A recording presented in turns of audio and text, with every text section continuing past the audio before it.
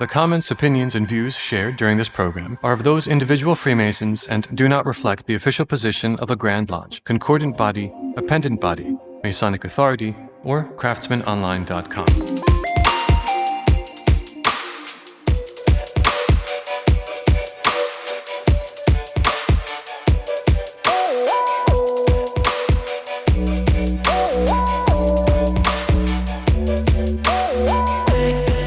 Welcome back to the Craftsman Online Podcast, the only Masonic podcast still proudly endorsed by the Grand Lodge of New York, and we love them for that.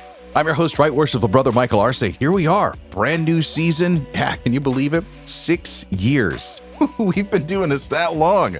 Man, want to thank everybody who's been following us or subscribing along for the ride since day one, our ride or diers. We love you for that. Also, big thanks to our friends who have taken the step to support us on Patreon. I'm not going to beat you up with that, but we are always looking for folks who want to help support the show any way possible. What do you get for that $5 subscription every month? You get episodes that are ad-free and access to our back catalog with all the subscriber extra episodes that actually feature this guy.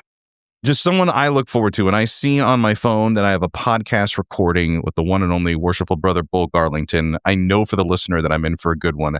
And as I told you, this paper is the one paper that our listener needs to read before any of the other papers that you've shared with us, because 100% your voice is in this sarcastic, snotty, I'm just going to keep poke, pushing the issue. It like oozes through this. What was the mindset where you were when you're like, oh, I'm going to sit down and just start feverishly typing this one out? Well, it happened right after I did a presentation for a lodge way out in the sticks.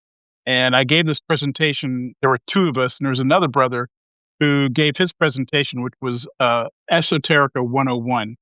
And I was like, okay. And my style is, you've seen me talk. There's no slides. There's no handout. There's no script. I don't know what I'm going to say. It's a little bit more like street preaching than giving a presentation. And so it was passionate. It was interesting. The people were involved. And then I went and sat down, and he walked up there, and I think he kind of lost his edge a little bit. He basically listed all of Esoterica, like bullet point. And that was his presentation. And I just thought to myself, man, you know how it is. You have some guy who's new, and he comes up to you and he goes, hey, I'm kind of interested in, Esoterica. And so I go, oh, well, that's very interesting. Did you want to talk about diacritical marks that an editor might use when doing a page? Would you like to talk about medical terminology? And the guy goes, what? And I'm like, Esoterica. He goes, no, Esoterica. And I'm like, Jesus. It drives me crazy that people are so enamored of something that is really stupid. So you could tell there was some frustration, and he was not holding back when he started writing this. The paper is titled Messoterica. I know a lot of this, you say this is tongue-in-cheek, but the person that you're describing, I too have run into them. And I feel like sometimes I've been guilty of being one of them, where you feel like, ooh, I've discovered this cool little secret about our ritual that nobody knows. And, ooh, how do I decide that I'm going to share this insightful news with people? I don't want anyone to get the idea that I'm sort of above this kind of bullshit, because I am not. Early in my career, I guess you can call it, as a speaker, I had slides, I had diagrams, I was running the red line from here to there, from point A to point B and point 9, like I was solving some sort of mystery, I mean, I read about pyramids. I did all that stuff. Thank God something within me sort of said, hey, what the fuck is wrong with you? And I listened to that little voice, and I thought, and I saw one day, that to be one, ask one bumper sticker. All right. And it just infuriates me because I'm like, first of all, that's Esoterica. All right. It is, because nobody really knows what it means unless you know what it means. And then I realized how completely just ludicrous that truth is. And I realized that most of the people that are interested in Esoterica are in it at that level. They're in it at the bumper sticker level.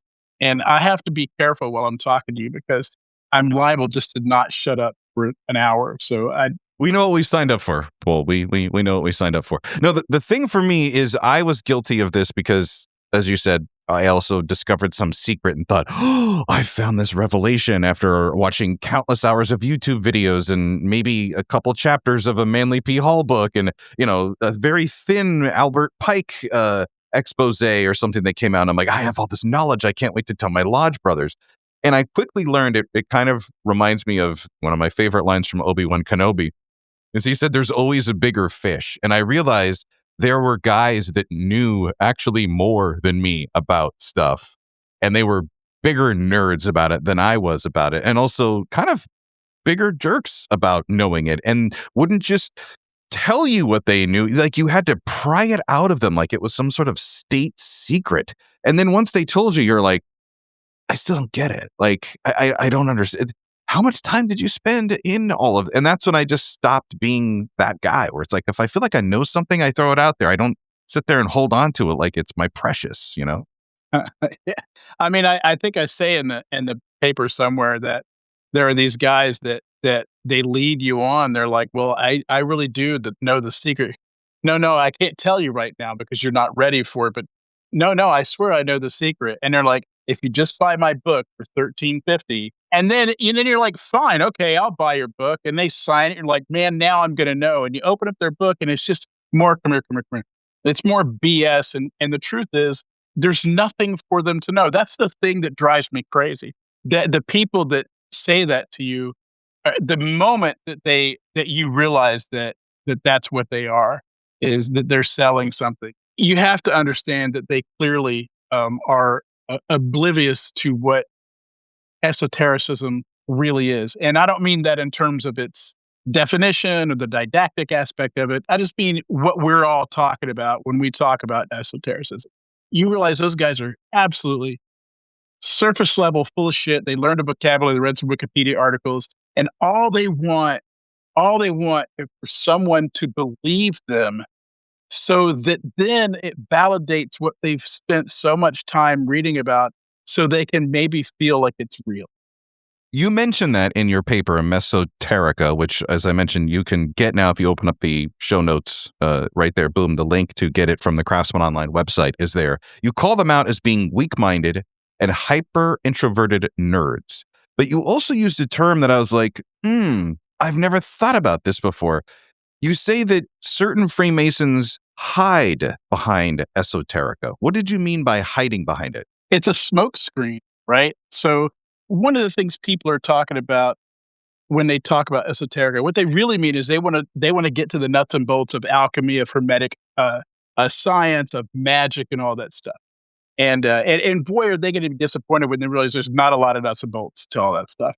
If you've ever looked into hermetic writing or occult writing or anything, you've surely come across the name Israel Regardie. All right, Israel Regardie was a respected early 20th century psychologist and occultist, and I may be getting my facts wrong, but I think that he was like the secretary for Aleister Crowley. I'm not nerd enough to know all that stuff, but he was a kind of a big deal. So if you go to an occult bookstore, and I've spent some time there, and so one day I bought this book from him called Garden of Pomegranates. So I'm like, man, I'm finally going to learn about the Tree of Life, this esoteric stuff. I'm going to get into it, and open up this book, and it was absolutely baffling. It was, I could not nail down actual meaning in a single sentence in the entire book. Every single sentence seemed to say, and in the next sentence, I'll explain what I'm talking about. But then the next sentence said, now, in the next sentence, I'm really going to explain what I'm talking about. And I was just like, I don't need this kind of crap. It's stupid. And it really turned me off. And then I found out that happens all over the place. I mean, a lot of people are going to be upset when I say this, especially if they're linguistic nerds. But I use the word nerd lovingly, by the way. But look at Noam Chomsky. First of all, he's right about everything. Right? Let's just establish Noam Chomsky is right about everything. And when you read some of his books, they're pretty good, but they're all hard to read. But some of his books are absolutely impenetrable. They're impossible to read, except you read like one sentence every half hour. All right. It takes that much effort to read his books. It is terrible. for a linguistic professor, for a guy who's practically invented the newest linguistic sciences. That son of a bitch writes like a concrete flood, and that's a kind of smokescreen. I don't know what Noam Chomsky is putting a smokescreen up, but it's partly just to make sure you know how fucking smart he is. All right, that's a terrible accusation for me to lay on somebody who is clearly an American hero, but that kind of thing happens all over the place. You know, when you read Albert Pike, give me a break. All right, that guy, his language is so lurid and florid and loopy and coming back in on itself and everything that, again, when you get down to it, if you edit something, if you take a paragraph of his and you edit down to its essentials, it's not saying anything. This is the truth about Albert Pike. It's most of the crap he wrote about was him saying, I do know what the secret is, but all I can do is tell you in a very complicated way that I can't tell you. How much of Masonic writing is like how much of Masonic conversation with some of these guys in some lodges is like that? You know, they just won't come right out and tell you, oh, well, this is what's happening, right? It's not like they're asking you a question in order to draw the truth out of you so that you actually learn it. That's an efficient way. That's a good and solid way to learn things is through Socratic dialogue. That's not what they're doing. They're trying to sound like they know what they mean so that you'll look up to them and go, damn, that guy knows what he means. I've seen it in presentations when these authors come in, you're just like, I can't wait for this guy to get here. And when they get there, you just realize, Jesus, this guy, he's so clearly full of shit that I can't even stand that I'm in the room right now. And so this smoke screen is a real thing. And if you listen to somebody and they're telling you they really know what's going on, then they just want your money. And if you think yourself, this guy really knows what's going on, they already got you.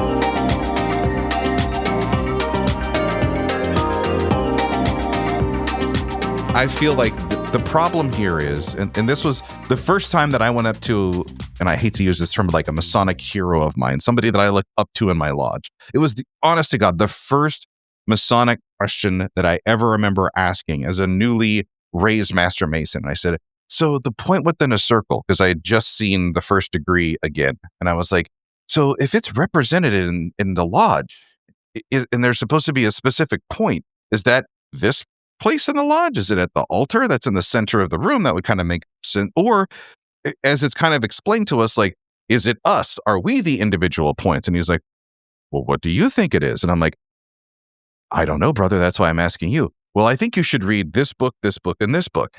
If it's important to the human race, who the fuck are you not to tell everybody? Why are you holding on to it? I tell like the great secret of Freemasonry all the time. I'll tell anybody. I don't care. Because it doesn't matter. It absolutely does not matter if you tell somebody because, I mean, everyone is interested. It's out there. You know, people are obsessed with it. So what is its actual value? People might get the impression right now that I don't think it has any value, especially since I said it's useless earlier in a broadcast. And that's not true. Of course it has value, but it only has value if you live the system or the social framework that it represents. So take, for instance, the Kabbalah, which people, you'll notice in my paper, I spell it like 19 different ways. I do that specifically to piss people off because if you're hanging out with one of those guys, you say Kabbalah, they'll go, it's Kabbalah. And I'm like, I can reach you from here. I'll punch you in the Kabbalistic mouth right now. The thing is that let's say that you're interested in the Kabbalah. That's beautiful. I don't want anyone to think that I'm saying that they shouldn't look into these kind of. What I'm saying is that if you're serious about learning about the Kabbalah, then you've got a lot of work in front of you. And if you think I mean reading a lot of books, I don't. I mean, step one is you need to convert to Judaism. And step two is you need to find a rabbi or a mentor who is a leader who has lived those principles that are contained within the Kabbalah to teach you as you begin to live those principles. And that means that you're about to spend years living each one of those successive principles until at some point you really do understand it all. And it's not like some mystical light comes on. It's just that you improve as a person. It's not like you're going to go around saying, well, the thing about Chokmah is that if you take Binah and go to Kether, then if you bypass the Oak on 7th Street, you can get to the 7-Eleven, and that's where you're trying to get to. It doesn't work like that. It's about living the system. Same thing with I make fun of it and I say editorial diacritical marks because that's something that I use a lot that nobody understands unless you're in publishing. But if you don't understand it, it's pretty mysterious looking. There's a lot of squiggles, there's weird lines, there's strange backwards letters. Could be alchemy, but it's not. It just means if a wavy line is there's like, hey, that should be in italics. And if there's 2 lines under a letter, it's like, that should be capitalized. Actually, it's 3 lines for capitalization. And a backwards P, that's called a pilcrow. That's alchemical knowledge right there, buddy. And that means it's a paragraph. That's all that stuff is. Look at if you know Java, then you have an esoteric language under your belt.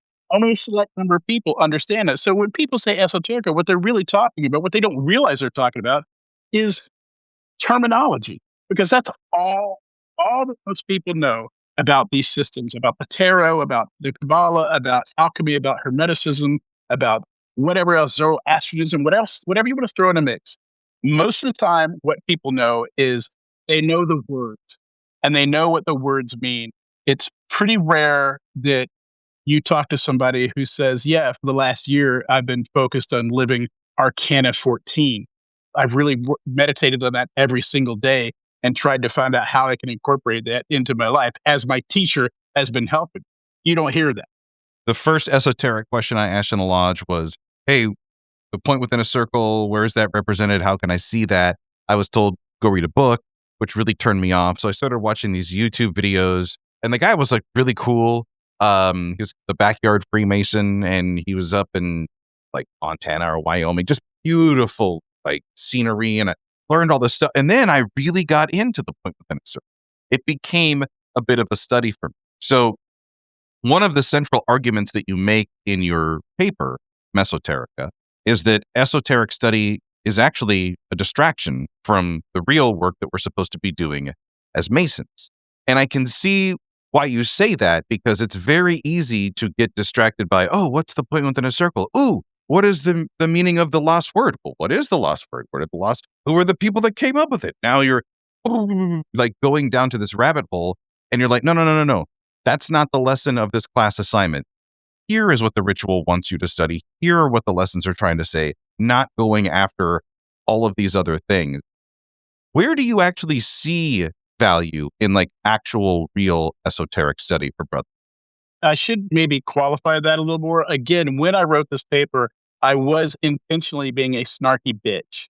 And I was intentionally writing something that our Illinois Lodge of Research, which I was suspecting did not vet the papers very well. I was like, okay, all right, let's test them out. Let's see if they vet this. No, they didn't. They published it immediately with spelling error. There's a lot of this paper that is not just tongue in cheek. It is double birds in this paper a lot of the time. And so for those brethren who do download it, just let me apologize a little bit. This was meant as sort of an FU in some ways. And that probably does come through the paper a little bit. I think I am making valid points. And when I say that esoteric study is a distraction, I'm talking about armchair esoteric, right? Which is, I know that's a pejorative, but still, if you just pick a book, Freemasonry for Dummies, and you go through that, it's not a terrible book, okay? But it's just a bullet point of all the stuff. It's a list, all right? And if you go through that, that's not studying Freemasonry, because you can't study Freemasonry and really get anything out of it. Which again, I know a lot of people just heard me say that and they're like, fuck you, Garlington. Yes, I can. Well, okay, sort of. All right, sort of. But let me tell you the difference between reading about something and actually learning a thing. Imagine if I get on that plane, right? And I go there and the pilot's in the third seat as I walk by, and he's reading a book that says How to Fly a Plane. All right. And I'm like, that's a joke, right? And he goes, oh, no, it's like the first time I've read this. I'm really starting to get the hang of it. I'm like, okay, but you flown a plane? He's like, no, but look, I understand the esoterica of flight. And I really have gotten this author is amazing, and I really feel that I've internalized the meaning. It's different for me than it is for some people, but I really think that I think you're going to appreciate what I do. I know the truth about flight, and I'll tell you in just a minute. And then he disappears in the cockpit and fires up the engine. He's like, "Oh shit, you know, I'm not going to get there." That's the difference. Reading about something like the Kabbalah, about esoterica, is simply not the same as actually practicing it. And although some people are going to say to me, well, it leads to practice, I'm like this on that because I fully believe that you should not practice something that is basically rewiring your brain, which is what a lot of Hermetica and a lot of other things do, even Freemasonry a little bit. You should not engage in a practice, particularly when the door into that practice is esoterica, without a mentor, without someone who's already done it, who can say, yeah, back off a little bit. All right. That part's not important. Do this part. The value is the lived experience. And that's the only thing that really matters is the lived experience of whatever it is you're studying.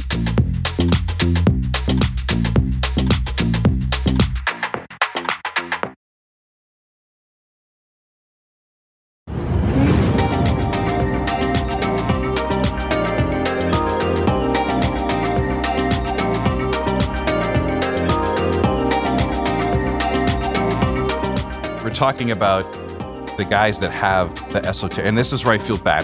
The guys that come to lodges who are like, ooh, I want to talk about Metacism or the Kabbalah, and that's why I'm going to get into Freemasonry because I'm going to. And they come to the lodge and they want to like give these papers, and I'm not saying this. This is my personal opinion. I know we played the disclaimer at the beginning of the show that nobody listens to. You skip right over it. It's a commercial, but this is my opinion and my alone. If you got 10 Masons in a room, and if you say, hey, I have an esoteric, 8 guys will leave the room. There'll be 2 that are left that are like, ooh, tell me more, because it just doesn't appeal to every man who's a Freemason these days. And you touch on this in your paper, and it's a theme that I've loved about you since we first met, where you talk about Freemasonry. It's a fraternity, like-minded men. You even talk about Maslow and Joseph Campbell as this deeper need for some of the guys that are into these esoteric areas, that it's a need for them to belong and to connect with other people just like that. But why are they having this disconnection from their Masonic brothers who are like, I don't want to hear about this. I'd rather, go to the bar and have a beer, go stand outside and smoke a cigarette. I don't even smoke. I'd rather do that than hear you talk about this esoteric garbage. Well, we're about to go back into psychology because what you're talking about is the difference between the internal locus of control and an external locus of control. So, in locus of control is, I wish there was a better way to say it. I wish there was a better term, but it is a psychological term. And what it means is a person who has an external locus of control is someone who looks to validate themselves by stuff outside of themselves, by things that other people say, by things that other people do, and by how people react to what they do. And so for them, the emblems themselves and the display of those emblems is the end of their effort. I am being a judgy bitch, and I know if you're somebody who fits this description, you're like, hey, F you, Garlington. And all I can say is F you back, man. All right. But if you pull up to a lodge and there's 74 metal emblems on the back of your car, come on, man. I mean, I kind of feel that that is missing the point. And invariably, when I talk to one of those guys, they have not internalized any of it. They are looking outside of themselves for validation. So those are the guys that I say are like NASCAR racers, all right? Because everything is right here. It's all sewn under their jacket. It's plastered on the front of them. And I feel that for a lot of them, that's the end of their studies. That's the end of their effort, is to buy that thing and bam, put it on there. An internal locus of control is where you find your validation through internal reflection and through direct experience. And that is a different type of understanding of the world. It's less concrete. There's a lot more doubt involved in that, because you begin to learn that doubt is important, and you begin to learn that you don't know everything, and you begin to admit to yourself that you don't know everything, which is a very liberating thing to understand.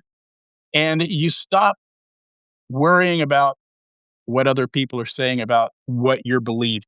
You know what I mean? So if somebody says, well, esoteric is stupid. You don't write a letter going, listen, buddy, here's another thing I think about the Kabbalah.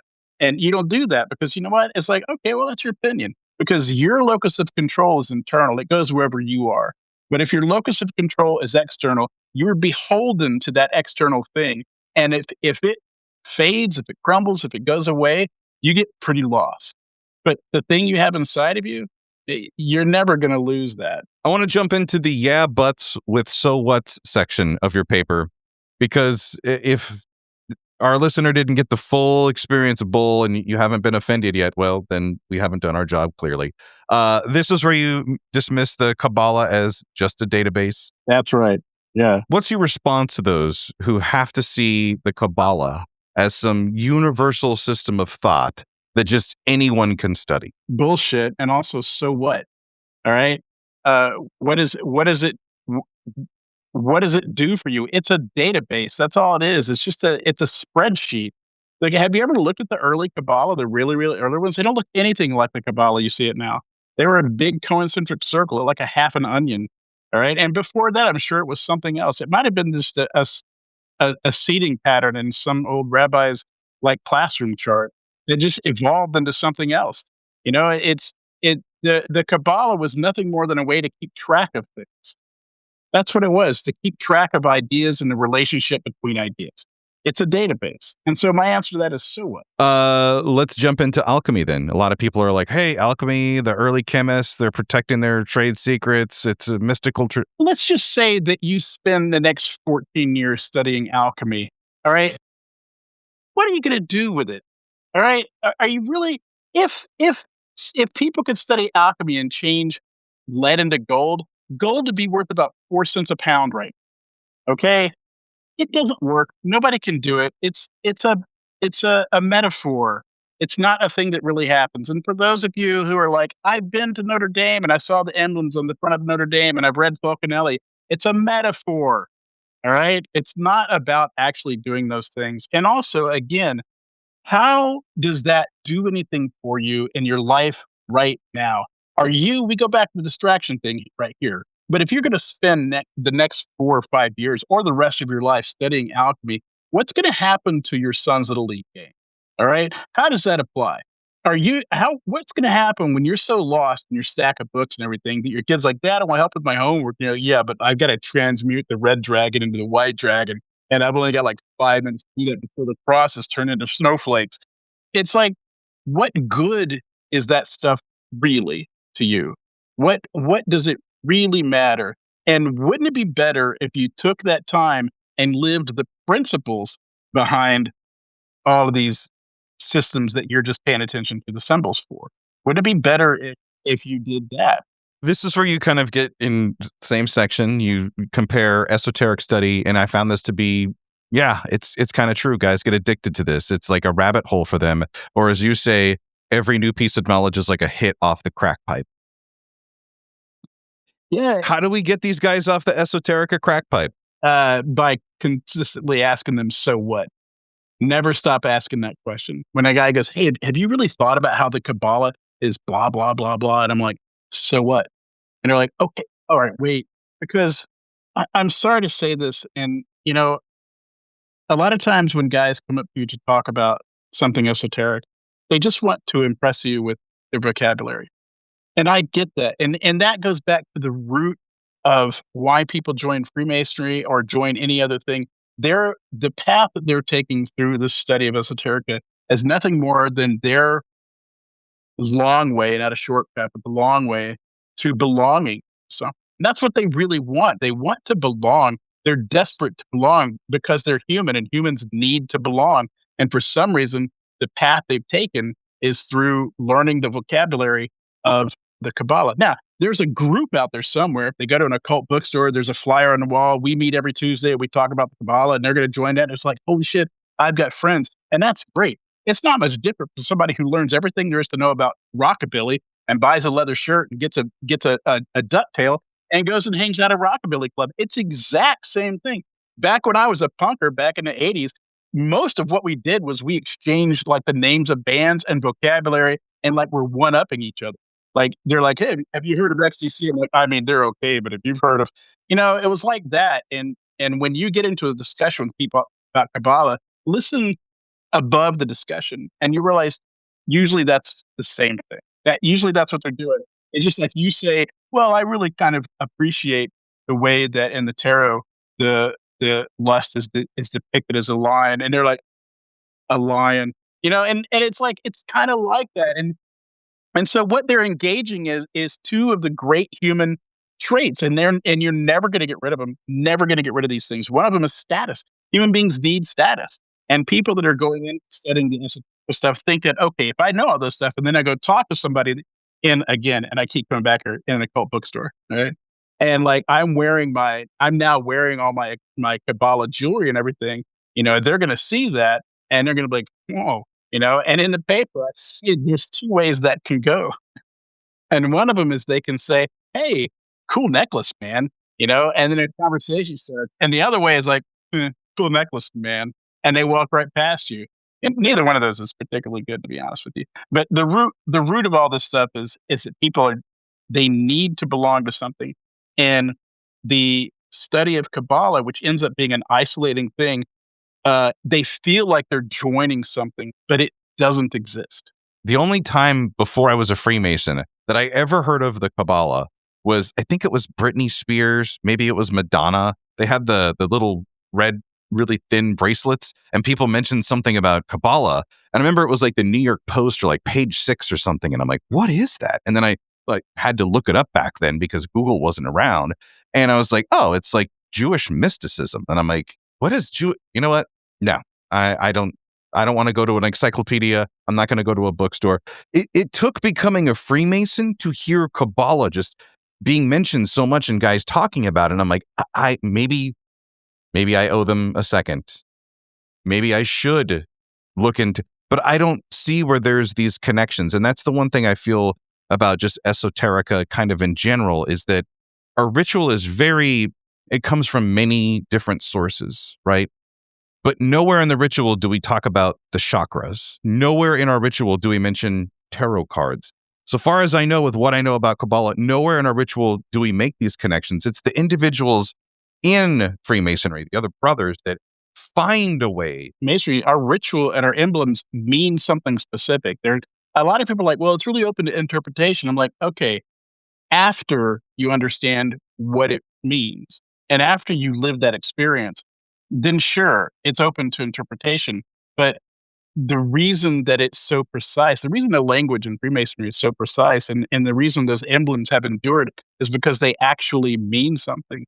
If you begin to think yourself, well, this is what it means to me, and so I'm going to write a book about that, you've just expanded the distraction right there. Messoterica, Why Esoteric Study is a Waste of Time. The last sentence of that paper really is a final conclusion. You say, people are gullible nitwits. And I read that final paragraph and a smile beamed on my face. The question that comes to me is, okay, we want brothers to pursue Masonic education. We want them to go seek that further light. We want them to come with new ideas or discovery that they can share with us in the lodge. But how can we have these programs, these discussions, these presentations, these talks without kind of stepping into that danger zone of this is opinion, not fact? You said something earlier that's pretty wise, and that is, if you know something, just say what it is. And I think that you need to preface a lot of conversations you have with other Masons, especially new Masons, with, look, what I'm about to talk to you about is going to sound weird, and maybe some of the language I'm going to use is mysterious, and that's my fault. But what you should understand is this is actually about something, and and and you should let them know that all the mysticism and all that stuff is window dressing that other people have put on our fraternity. The truth is, our fraternity is pretty straightforward about all of the ideas and the concepts that are clearly marked out in our ritual, and there's not a lot of the esoterica in our fraternity comes from the emblems in our fraternity. I know a lot of people have tried to figure out what the stenography is inside of it and everything, and none of that is really there. They were that way because until the late 1700s, people couldn't read. All right.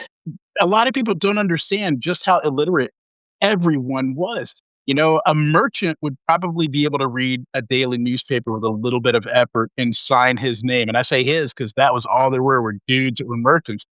Most people up until like the middle 18th century, like 1750, most people, the only book they ever saw was the Bible in church. They didn't own one because a Bible cost the equivalent of a brand new car back then. So there weren't a lot of books. And until publishing became different, until the Gutenberg and way after that, when bookstores and printing shops began to pop up in London and in America, most people could not read a lick. And so when you have people like that join an organization that's promoting the 7 liberal arts and sciences and some of the cardinal virtues, how do you have them study? How do you remember what to say to them? How do you store those concepts if you're not going to use words so that they're useful to those people? You could teach them how to read, but for some reason that never seemed to pop up in Freemasonry. I wish it had. Wouldn't it be great if people were like, oh, Freemasons, they taught us all how to read? That would have been great. But no, instead, there's an arc, there's a heart with a fire on it.